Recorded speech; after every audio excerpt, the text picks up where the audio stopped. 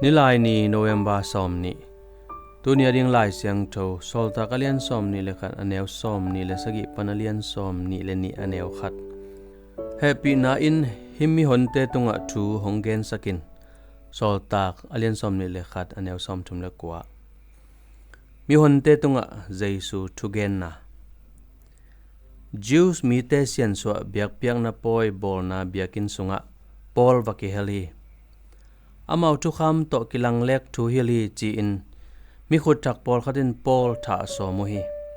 Romgal captain manlang takin hong pain Paul manin he nuwa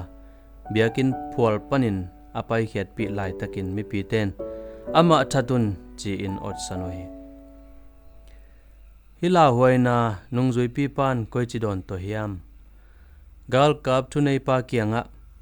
Mihonte tungah thu honggen sakin chi in nge ni phalna nga changin he na to sin so mi pi lama asisan nai san pi ma to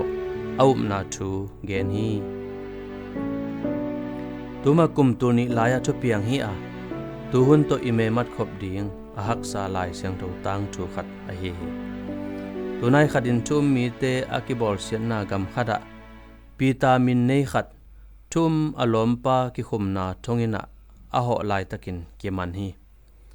aki thu sit sung teng khomial in dei neu sung khada amit tuam sa in pita ki koi hi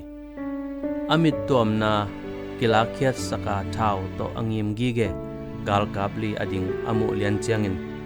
kaupna ka gen ding hunoi pen hi chi in pita in ngai suni pol le khang thak pita in abai het lo ding thuman khat na ko ku hi kibol sian na hangin hak sat hun itu akhak ding pasian phal hitalezong lungdam na thu tang ko ding iwai puak pen kinol hin thailo hi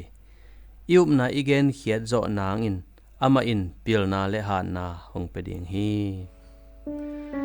nang le na mel thei te khat pe koi chi bangin khri hangin bol sian na thuang nge hiam tuni in lungdam na thu na koi chi tang ko ding hiam Jesuh o it na le pil na to